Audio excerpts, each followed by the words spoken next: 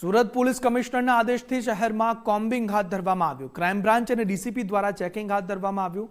અમરોલી, રાંદેર, ભેસ્તાન, પાંડેસરા, ઉધના વિસ્તારમાં patrolling police દ્વારા કરવામાં આવ્યું। મોટી સંખ્યામાં પોલીસ જવાનો અને અધિકારીઓ આમાં જોડાયા। વર્ષોથી ફરાર વોન્ટેડ આરોપીઓને ઝડપી પાડવા સૂચના આપી દેવામાં આવી છે।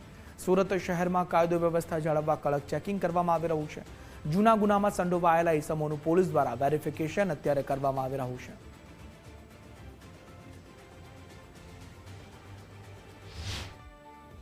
સુરત શહેરના તમામ પોલીસ સ્ટેશનોમાં અલગ અલગ સમય સાંજના સમયે જ્યારે પબ્લિકની અવરજવર મેક્સિમમ હોય તેવા સમયે અને લોકોને સુરક્ષાનો અહેસાસ થાય તે માટે વાહન ચેકિંગની કાર્યવાહી પણ કરવામાં આવી રહેલ છે। આ ઉપરાંત જ્યાં અસામાજિક તત્વો હોવાની શક્યતાઓ રહેલ છે તેવા વિસ્તારોમાં અલગ અલગ પોલીસ સ્ટેશનોમાં કોમ્બિંગનું આયોજન પણ હાથ ધરાઈ રહેલું છે।